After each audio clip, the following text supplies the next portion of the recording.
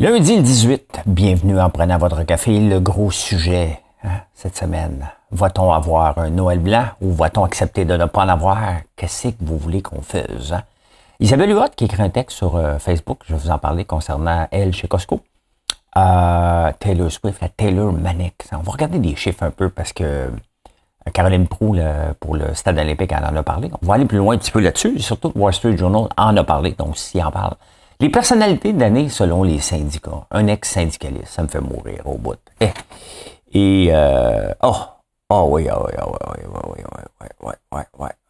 on va tout parler de ça. On passe ça tout de suite. Temps de faire un like, vous abonner. Cherchez le piton.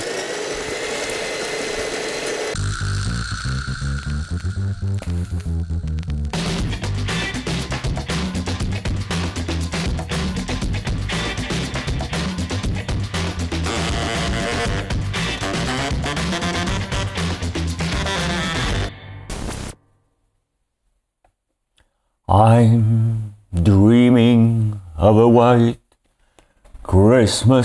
Ça a l'air qu'on n'aura pas de Noël blanc. Non. Tu sais, le fameux Noël blanc, c'est le fun quand t'es rendu au chalet, là. Hein? Zoubi, tu restes ici. J'ai de la misère avec le chien de mon gars. Pas bien chaud. Le Noël blanc, c'est le fun quand t'es rendu au chalet, quand t'es rendu à ta place, là. Mais sur les routes, là, c'est pas tellement trippant que ça, là. C'est pas... oui, on veut un Noël blanc. Ben oui, avec la belle neige, là, puis on regarde dehors, puis c'est féerique. Mais la plupart du temps, on se déplace. Donc, il y a un côté, là, en dedans de moi, qui me dit on va avoir la paix, de la slush et des dangers du temps des fêtes. Mais on verra. Hein? Mais c'est le sujet à peu près parlé partout dans les journaux en Amérique du Nord. Tu vas voir, les météorologues sortent. Puis là, qu'est-ce qu'on va faire au point de vue psychologie? Écoute, je les ai toutes lues. Fait que c'est pour ça que c'est le premier sujet. Souffrez-vous d'anxiété? Ça a l'air que, pour ça, moi j'en ai un petit peu d'anxiété. Je dois l'avouer, je le contrôle en faisant du sport, mais disons, le temps des fêtes est assez anxiogène pour être capable de tout livrer. Et tu sais, on a des bons avis, on livre extrêmement rapidement. Puis l'autre fois, c'est plus long, des plus grosses commandes, des plus gros challenges. Et cette nuit, j'ai eu un email exceptionnel. Hein? Service à la clientèle exceptionnel. Madame m'avait envoyé 22 emails. Mathieu a toujours répondu. Puis un autre gars qui est déçu que ça a pris 5 jours, fait qu'il me donne 1 étoile sur Google. Tu sais. Je suis toujours disponible sur les réseaux sociaux. Sinon, par email. Sinon, mon fils aussi. Sinon, Marilyn. Donc, on est capable de dealer avec les situations. On en a beaucoup, puis c'est normal. Hein? Moi-même, j'ai commandé il y a 3 jours chez Amazon, puis je n'ai pas reçu, même à Montréal, quelque chose de base, là. Donc, c'est un peu normal que ça prenne un petit peu plus de temps, et on est là pour vous rassurer. Le but, c'est qu'on livre avant Noël, c'est ça qu'on vous a dit depuis le début décembre, donc c'est un objectif, mais il faut le travailler. Hein? Ça se pose de moins. Tout ça pour dire que il y a des chercheurs en Chine qui ont décidé d'étudier l'anxiété dans les matchs de tennis. Ils ont découvert que le ping-pong, ça faisait réduire l'anxiété de 50%. Fait que cet été, ne me cherchez pas. Je ne jouerai pas au tennis. Non, je vais juste être assis, en train de regarder des pros. Parce que ceux qui ne savent pas jouer, c'est long, hein. 50% de moins d'anxiété, quand même, hein. Les compagnies qui doivent se réinventer. Une compagnie qui se réinvente pas, ça n'existe pas. Aujourd'hui, il y a plusieurs compagnies que je vais vous parler. Une d'entre elles, puis je l'ai regardée la semaine passée, c'est Weight Watchers. Hein? Parce que Oprah a parlé qui est une actionnaire, en tout cas sur le conseil d'administration de Weight Watchers, d'avoir des actions. Et elle a avoué que c'était pas juste physiologique le poids. Et d'ailleurs, en parlant de physiologie, attendez un peu, je cherche partout. Il y avait eu ça en 2021, hein, le Cosmopolitan qui avait déclaré This is healthy, hein, une femme avec légèrement un peu de poids. Elven Woman on Why Wellness Doesn't Have to Be One Size Fit All. Et bon, c'était inclusif, c'est bien, tout ça. Mais là, la réalité frappe de plus en plus. Hein. L'obésité vient avec des dangers de diabète 2, avec des dangers cardiaques. Là. On ne peut pas le nier non plus. Ça ne veut pas dire que parce que tu es mince, que tu es en forme non plus. Mais là, les gens retournent de bord. C'est sûr que là, il y a une pilule, il y a une jab, il y a une shot de Ozempic ou une pilule qui aide. Hein? Puis Weight Watchers a décidé d'offrir un programme qui va avec ça. Parce que bien entendu, ils savent qu'ils ne pourront pas battre Ozempic. Ozempic, c'est un train roulant là, à fond de train et qui change la vie de bien du monde. Hein? Donc, même Oprah a commencé à en parler. On ne sait pas quoi. Là, ça va être un des deux, là, qui est la même compagnie, dans le fond. Fait que, mais c'est ça, Weight Watchers a décidé dans Embrace, si on veut.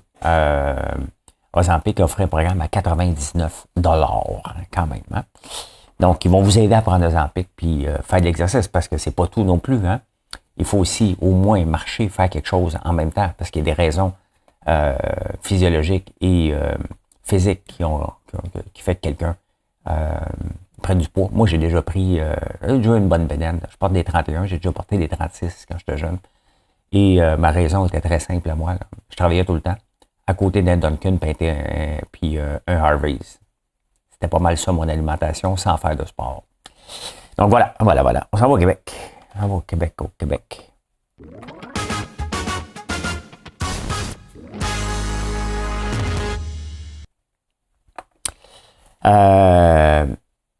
Tout le monde a ses débatteurs. Hein. Nouveau, on fait les débatteurs. Il y en a à LCN, il y en a aussi à Radio-Canada. Souvent, c'est les mêmes de Radio-Canada puis les débatteurs. Et il y a Jacques Letourneau. Je m'étais déjà pogné avec lui à LCN suite à si ton boss t'exploite, ce syndiqué.info. Il est plus à la CSN maintenant, il fait des débats à Radio-Canada. Et il a déclaré que les 2 hommes de l'année, hein, c'est Gabriel Nadeau-Dubois et Paul Saint-Pierre Plamondon. Il y a quelque chose qui me tape ses nerfs des syndicats, c'est de toujours aller vers les partis qui sont supposés être proches du peuple. Hein?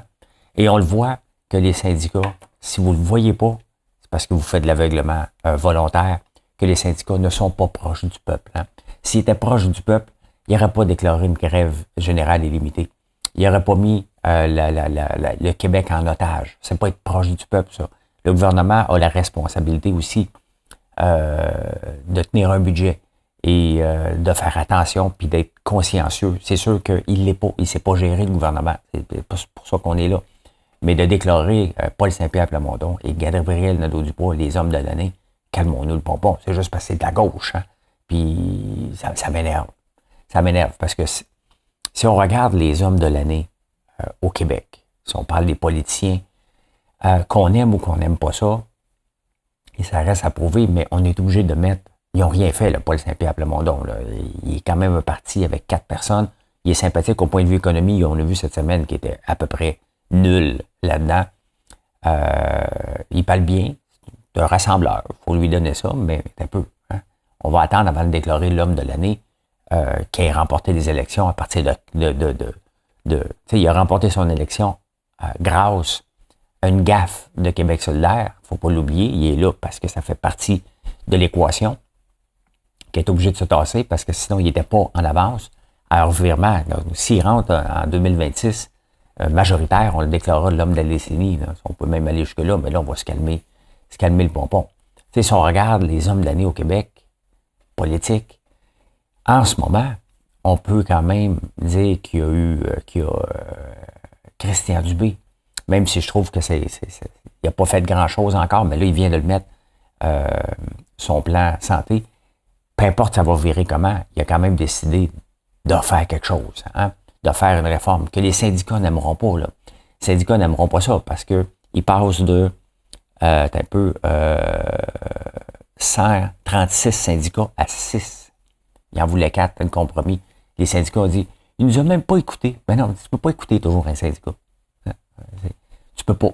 À un moment donné, si tu veux avancer dans la vie, là, tu peux pas toujours écouter parce qu'ils veulent rien céder. Jamais, on le voit en ce moment dans les négociations. Fait qu'on va voir ce que ça va donner.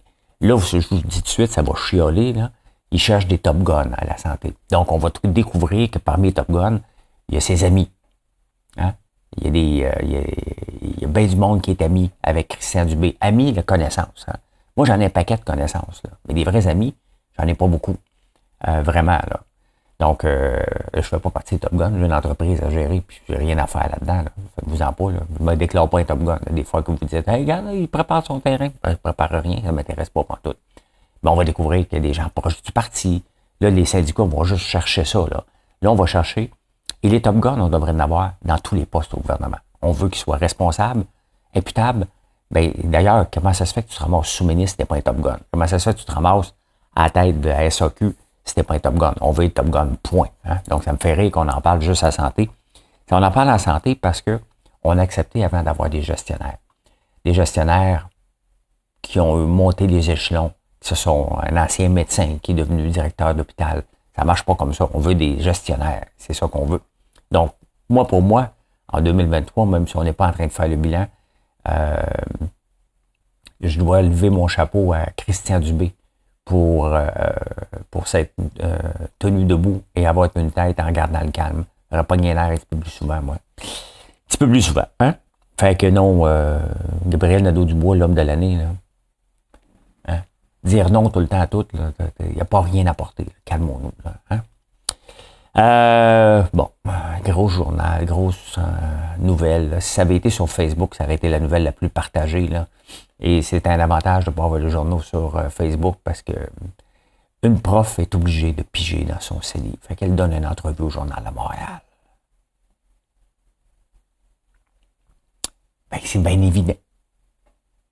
C'est pas la faute aux syndicats, au gouvernement. Là, les journaux oublient, là. Au lieu, là, on met l'angle, parce que c'est facile de faire un angle. Hein. On met l'angle sur, à cause que le gouvernement ne règle pas vite. Ça se peut que l'autre bord sont irrationnels avec leurs demandes. Hein. Puis regardez, on vient de faire la Santé Québec. Donc là, on veut avoir un peu de flexibilité. Puis on veut retrouver le droit de gérer. Hein. Le droit de gérer ne vient pas avec un droit d'exploiter. Ça vient avec un droit de gérer. Et c'est ce que le gouvernement essaie de faire dans cette convention collective-là. Ça aurait dû être négocié, ça, il y a 1 an. Puis après ça, tu t'entends sur les salaires. C'est un peu la faute d'un peu tout le monde qu'on est rendu là. Parce que les conditions de travail auraient dû se négocier bien avant. Puis écoute, tu négocies ça en fonction de ce que le gouvernement veut puis que tout le monde s'entende. Tu associes une prime avec ça parce que, bon, t'es gentil, je vais te donner un petit bonus. Là. Donc, c'est comme ça que ça aurait dû être fait. On arrive dans le melting pot en même temps. Je vais avoir ça, oui, mais je vais avoir ça. Non, mais je peux pas te donner ça. Vous voyez, là, dans l'impasse qu'on est, c'est pour ça qu'il fallait pas aller en grève générale illimitée. Fait qu'elle est obligée de piger dans son CELI. Ben, je chiale pas. Hein? Tu l'as voté. Tu l'as voté pour ça. Donc voilà. Taylor Swift. Qui est cet phénomène?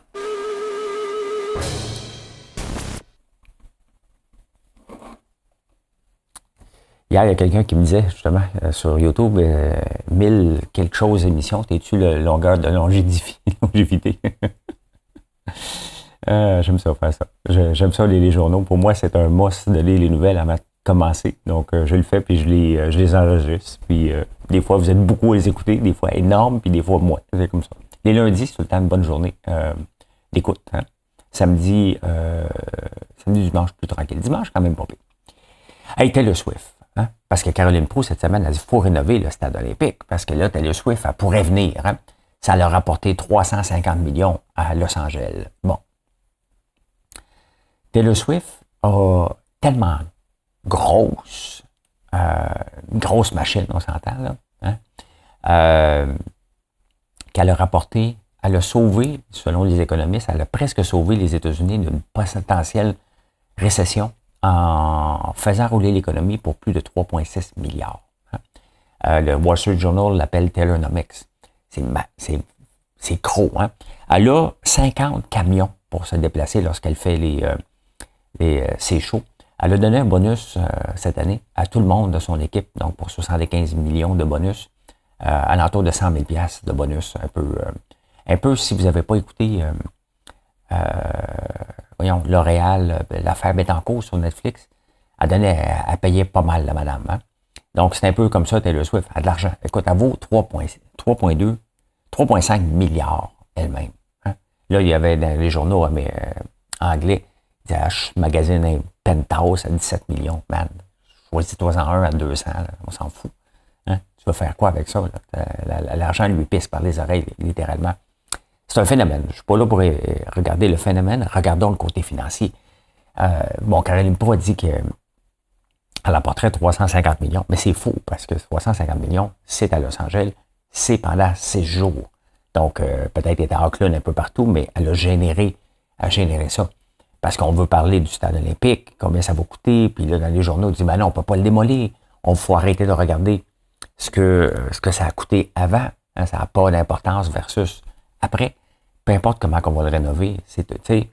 Le stade olympique, c'est une merveille d'architecture, il faut se le dire. Là, il y a des problèmes architecturaux majeurs, mais c'est vraiment une merveille. Le problème, ça n'a jamais marché, puis l'intérieur, ça ne sert à rien. Il est mal designé, l'intérieur. Il n'est pas fait pour ce qu'on voudrait faire avec.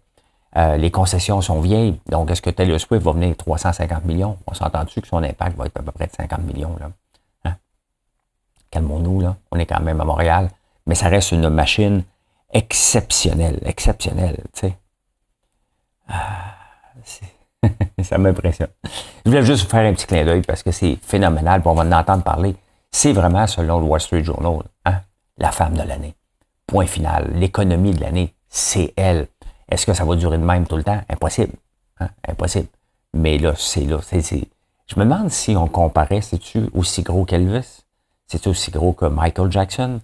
Madonna? Non, Madonna, c'était gros, mais peut-être Elvis, Michael Jackson, dans ces eaux-là, probablement. Hein? En finance.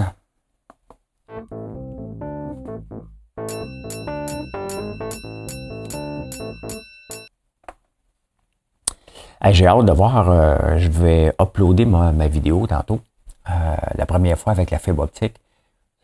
Pas si hot que ça, la fibre optique. Hein? Oui, voilà, c'est vrai, c'est hot, mais on m'avait dit 1 gig et on me donne 500. Donc, je vais avoir une discussion. Puis là, ils me disent, soyez branché dans le routeur. Hey, bonhomme. Un laptop. Tout le monde a des laptops. Il n'y a plus personne qui est branché dans un routeur. Arrête, là. Si t'es pas capable de me donner 1 gig, vends-moi pas 1 gig. Moi, m'obstiner un petit peu cette semaine avec ça. Là. Mais je vois déjà une bonne différence au point de vue vitesse. Dans les finances, je ne le savais pas. Je vais vous en parler, mais je vais vous dire d'y aller avec prudence. Je ne connaissais pas ça du tout. Le prêt en particulier, hein? Un peu comme le Uber des prêts. Il y en a un qui est au Canada, qui s'appelle GoPeer. Le gars vit en Californie. Je pense à San Francisco. La première plateforme de prêt en paire. Donc, comment ça marche? Hein? Mettons, moi, j'ai 1000 $ à investir, puis vous autres, vous avez besoin d'un prêt. Donc, je peux dire, OK, parfait, à François, je vais prêter 10 $, je vais mettre 50 $ là, je vais mettre là. Tu sais, tu peux diversifier. Tu regardes les prêts. J'ai pas été voir, j'ai pas ouvert un compte. Je vais l'ouvrir. Je ne pense pas mettre de l'argent là-dedans. Pourquoi? Parce que ça rapporte un 9 %. Hein? 9 %, ce qui est pas pire. Hein? Quand ton argent. Mais je peux faire la même chose, encore une fois, dans le S&P 500, en mettant de l'argent chaque mois.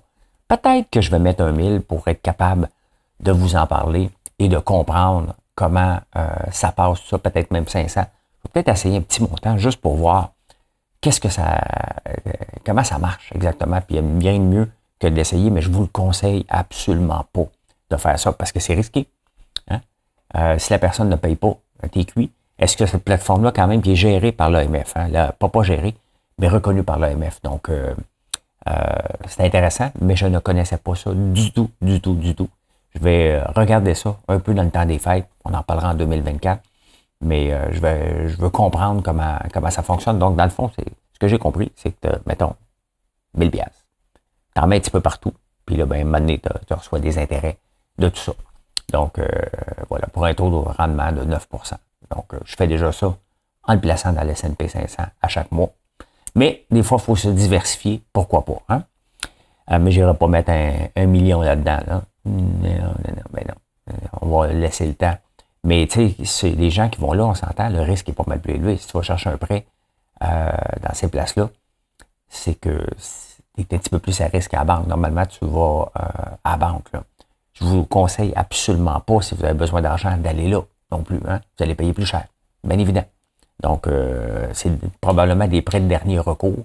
Mais si c'est bien régi, c'est mieux que d'être un Shylock. Hein. Le prix Nobel de l'économie. En 2023, quand même, on s'attendait à une année de merde. Hein? Et pourtant, le taux de chômage est à 4,9 %. Ce qui, attendez un peu, hein? C'est le plein emploi. Et c'est quoi le plein emploi? Le plein emploi, c'est une situation dans laquelle le chômage d'un territoire est réduit au chômage frictionnel incompressible, c'est-à-dire un taux inférieur à 5 %. Bon, là, j'apprends un nouveau mot. J'apprends un paquet d'affaires aujourd'hui. Je vais voir frictionnel, c'est quoi le chômage frictionnel? Pendant que je recherche, est-ce que vous savez c'est quoi vous autres? Hein? Quel est le chômage frictionnel? Le chômage frictionnel, selon ChatGPT, hein, fait référence à une forme de chômage temporaire qui se produit lorsqu'un individu change d'emploi. C'est ça. Donc, pendant que tu changes d'emploi, à un moment donné, tu n'as pas d'emploi. Ça se peut que tu aies 2 semaines, 3 semaines. Donc, il faut l'éliminer, ce chômage-là, entre 2 emplois. Donc, c'est de courte durée. Donc, c'est ça. Hein? Fait que voilà. Isabelle Huot écrit un texte, on va l'envoyer sur Facebook. C'est la fin. Hein? Puis là, je me dis, mais non, Isabelle Huot, c'est pas la fin, là. Mais c'est la fin chez Costco. Et c'est pas facile. Hein? Elle avait des bars santé. Et là, elle est obligée d'aller vendre pas. On n'en vend pas assez chez Costco, peut-être le prix. Puis on le voit que, tu sais, rentrer dans une grande chaîne, rentrer nulle part, partout, c'est pas une garantie de succès. Ça aide, mais ça peut te nuire. Parce que, me semble que c'est pas Costco, là, elle les vend à rabais. Et probablement qu'elle est obligée de les vendre à rabais pour les écouler, parce que Costco est pogné avec. Donc, normalement, c'est pas Costco qui va perdre de l'argent, c'est le producteur, celui que ses produits sont là, qui va être obligé de les vendre à rabais pour que ça sorte. Donc, est pris avec l'inventaire, tout simplement. Puis ça peut crouler. Bon, on a vu, je pense, Barbecue Québec, j'ai pas tout écouté sa vidéo, mais c'était un peu ça. Et vous voyez la croissance, l'inventaire, comment ça peut faire du dommage. C'est pas fini pour Isabelle Huot, là. Loin de là. Ben, je pense, loin de là, je le sais pas. Mais c'est fini chez Costco pour ce produit-là. Peut-être d'autres produits. Mais on le voit, là, c'est très dangereux. Il y a beaucoup d'entreprises qui sont rentrées aussi chez Costco, qui se sont cassées les dents, puis qui ont été pognés avec l'inventaire. Ça peut te mettre sur la map et ça peut t'éliminer de la map aussi. Il faut faire attention. N'importe où ce que tu rentres, n'importe où, dès que tu as de la croissance, tu as le danger de crouler sous ta croissance aussi. Donc, c'est triste. C'est jamais le fun de lire des nouvelles comme ça. Surtout Isabelle, surtout tout le monde. J'apprécie cette femme-là qui est une personne extrêmement calme, qui travaille très, très fort, qui a bâti quand même une pas pire entreprise, une PME. Puis dans son texte, elle dit, mais les PME ont peur. C'est bien évident qu'on a peur. Hein? Mes choses vont bien, très, très bien. Il faut continuer à travailler. Ça peut arrêter à tout moment. Ça peut ralentir. Ça n'arrêtera pas. Mais ça peut ralentir à tout moment. Et c'est toujours l'énergie qui guette toutes les entreprises, les PME en particulier, parce qu'on est plus fragile qu'une grande compagnie qui a un peu d'argent ou qui a une capacité de financement plus élevée. Puis bon, le prêt arrive. J'ai quand même hâte de voir, pas hâte, mais j'ai hâte de voir qui va rembourser, qui ne remboursera pas, quelle compagnie qui va se servir d'une excuse, quelle compagnie qui va admettre ses erreurs lorsqu'on va rembourser le prêt pour les petites le prêt le 18 janvier qui arrive à grands pas, là, c'est dans un mois. Là. Donc, le deadline est là. Tu sais. Huawei qu'on a sorti à coups de pied dans le derrière, littéralement, d'à peu près partout, avec les téléphones, puis les antennes 5G, puis on a arrêté la fille du président, là, je pense, qui est arrêtée, ça a fait un scandale. Ben Huawei revient dans les autos, puis pas n'importe quoi. Ça ressemble beaucoup à une Tesla. Ils veulent attaquer la Tesla. Et est-ce qu'ils vont revenir en Amérique du Nord par la grande porte? Ben peut-être. Honnêtement, c'est intéressant parce que, tu sais, dans la crise du pétrole des années 75-80, on a vu l'invasion japonaise. Hein? Honda, Toyota sont tous venus ici. On avait des grosses cylindries, il fallait acheter des plus petites cylindries, puis à cause du prix du pétrole. Et c'est là qu'ils ont percé pour faire partie de nos vies. Et là, d'ici 2030, il y a plusieurs législations qui doivent avoir des autos électriques. Hein, donc, l'invasion chinoise est là. Hein. Bring your BYD, que Warren Buffett est dedans. Ils sont pas encore, ils ont des camions en Amérique du Nord, pas encore. Des autos, c'est un peu plus compliqué parce qu'il y a la chicane avec la Chine. Mais est-ce que Huawei va revenir en auto? On serait vraiment con, le Canada et les États-Unis, de se mettre des barrières pour avoir des autos chinoises. Est-ce qu'on va avoir peur d'avoir peur ou on va tellement protéger qu'on devient du protectionnisme à l'extrême où on empêche la libre circulation des biens? Je serais déçu parce qu'on est en train d'avoir une invasion chinoise et à la fin, je veux bien avoir une usine de batterie, là, je suis même plus là. Hein? Mais à la fin, qu'est-ce qu'on veut? On veut avoir des autos électriques. Ben, on va avoir les compagnies qui se battent pour nous conduire dans le fond, ou ne pas nous conduire, parce qu'on prévoit, faut attention, d'ici 2030, 4 autos sur 10 devraient être autonomes. Hey, mon rêve, là, vous le savez, je vous en parle tout le temps. J'aime faire de la route, j'aime pas nécessairement conduire. Et je suis pas le seul. Hein. Mon rêve, moi, c'est d'être assis dans une auto, puis voir le paysage. Être là, checker une fois de temps en temps, mais c'est plus, hein, me faire conduire comme si j'étais un riche. M'asseoir en avant pareil. Là. Non, mais vous comprenez. Donc, est-ce que c'est Huawei qui va venir ici? BYD, Tesla, qui va faire partie de nos vies, où on va tous se limiter là-dedans pour attendre du GM ou du Ford qui ont arrêté d'investir, où on va attendre d'avoir la première batterie d'ici en 2045, qui est même plus, hein, on parle même plus de lithium là, à travers le monde, surtout en Chine, on parle de la batterie au sel, donc au sodium, tout simplement. Hein? Ils ont investi, Huawei, 18 milliards. Ils sont sérieux, là. Ils se sont réinventés, tout simplement. Puis BYD est une autre compagnie qui faisait autre chose avant. Donc, les compagnies se réinventent parce qu'il y a un marché, tout simplement, puis ils ont de l'argent pour le faire. Hein. Quand j'ai parlé de 2023, j'ai oublié de dire que le prix Nobel de l'économie en 2023, pour expliquer l'année 2023 en économie, qu'est-ce qu'il dit? Le monde est surprenant. Parce que sur papier, ça aurait dû être une année de merde. Une horreur. Annus horribilus. Et c'est pas ça qui s'est passé. Une très belle année. Très, très belle année. Bon, les taux d'intérêt sont élevés, mais il n'y a pas eu de catastrophe majeure. Hein. Ça va? Ouais, insolite.